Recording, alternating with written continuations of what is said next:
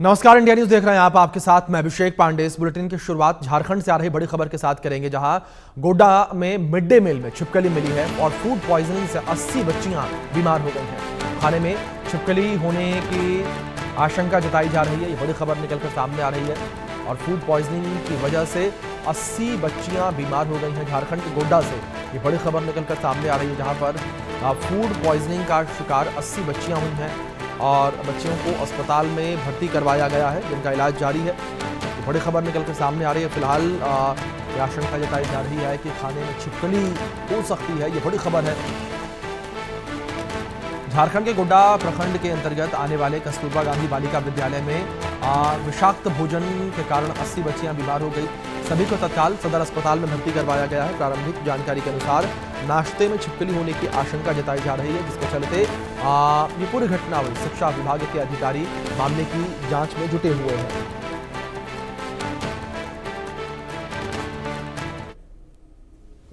सब्जी ले रहे थे ना, तो देखिए हरा हरा क्या दिख रहा है, तो सोची का मिर्ची है तो हम खा लिए। तो फिर उसका मुंडी दिखा ना तब, और एक लड़की की प्लेट में निकला छिपकली का मुंडी, छिपकली का सर था।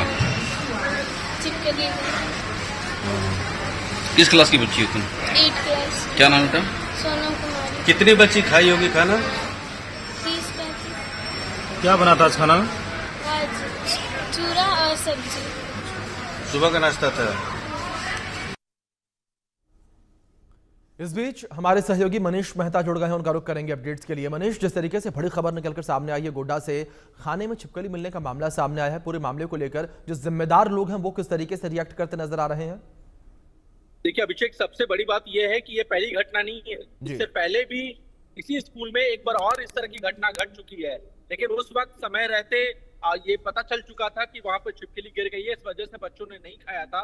लेकिन ये दूसरी बार ऐसा वो घटना घटी है, और आप देखिए कि जो विजुअल्स है, जो तस्वीरें वहां से निकल करके आ रही है, वो कितना चिंताजनक है कि 100 से भी ज्यादा, तकरीबन 100 के करीब बच्चे जो है वो इस खाने को खाने की वजह से जो है बीमार हो गई हैं, और उनका बाकायदा इलाज चल रहा है। कईयों को शिकायत है उल्टी का, पेट दर्द का, और कुछ की हालत उसमें बताया जा रहा है कि सीरियस है, जिनको हम विजुअल्स में देख भी रहे हैं कि उनका बाकायदा प्रॉपर ट्रीटमेंट चल रहा है। लेकिन जो गोड्डा के जो जिला शिक्षा पदाधिकारी है, उनका कहना है कि इस पूरे मामले में जांच की जा रही है, खाने का सैंपल ले लिया गया है, और जो भी इसमें दोषी होंगे उस पर खिलाफ कार्रवाई की जाएगी।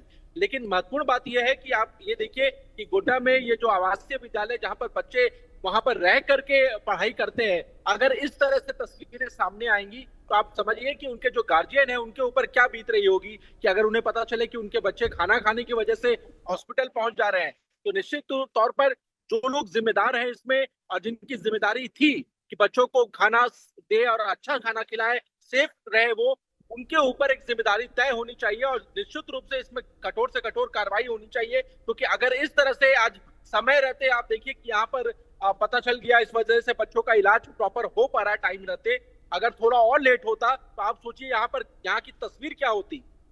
अभिषेक जी। मनीष, दूसरी जिस तरीके से यहाँ पर 80 बच्चियां बीमार हैं, सबसे पहले अगर इन बच्चियों की स्थिति को लेकर बात की जाए, क्या सभी बच्चियां जो हैं खतरे से बाहर हैं, या कोई बच्ची ऐसी भी है जो फिलहाल खतरे में है?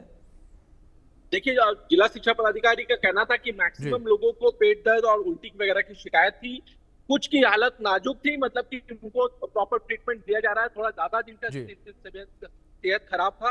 लेकिन उनका ये कहना था कि फिलहाल सिचुएशन कंट्रोल में है, जो लोग ज्यादा बीमार है उनका प्रॉपर ट्रीटमेंट चल रहा है, जिनको हल्का मतलब कि पेट दर्द या दस्त या उल्टी की शिकायत हो रही है उनको भी ट्रीटमेंट किया जा रहा है। लेकिन फिलहाल किसी की स्थिति आईसीयू में किसी को शिफ्ट नहीं किया गया है, लेकिन बाकी तमाम लोगों को जो बच्चे हैं उनका प्रॉपर ट्रीटमेंट किया जा रहा है। जी मनीष, दूसरी ओर क्या अधिकारियों को कोई बयान सामने आया पूरे मामले को लेकर कि कार्रवाई किस तरीके से की जाएगी, या आगे किस तरीके से इन चीजों का ध्यान रखा जाए? जिस तरीके से आपने भी जब बातचीत की शुरुआत हुई थी जिक्र किया इस बात का कि ऐसा पहली बार नहीं है जब ऐसी घटना हो रही हो।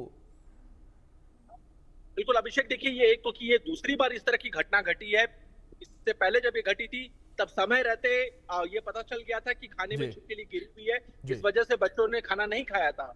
लेकिन ये दूसरी बार है जब वो खा रहे थे और खाते वक्त ये पता चला कि उसमें छिपकली है। और उसके बाद जब तक कई बच्चों को रोका जी। गया तब तक उसमें से 100 के करीब बच्चे जो हैं वो छिपकली वाले खाना जो है वो खा चुके थे, जिसकी जी। वजह से उनकी सेहत खराब हो गई। तो ऐसे में जिला शिक्षा पदाधिकारी हो या जिले के कैसे कि उपायुक्त हो, वो उनको ये जवाबदेही तय होनी चाहिए। बिल्कुल। इसमें जो लोग भी जिम्मेदार है, क्योंकि छोटे बच्चों के भविष्य का सवाल है, जो लोग भी इसमें जिम्मेदार है उनके खिलाफ कठोर से कठोर कार्रवाई होनी चाहिए, बिल्कुल। क्योंकि इस तरह की लापरवाही बर्दाश्त नहीं की जा सकती है। न तो शिक्षा विभाग के स्तर पर कहे या फिर प्रशासन के लेवल पर कहे या सरकार के लेवल पर कही बिल्कुल। जाए। बिल्कुल मनीष, जाहिर तौर पर फिलहाल बहुत शुक्रिया आपका जुड़ने के लिए और इन अपडेट्स के लिए।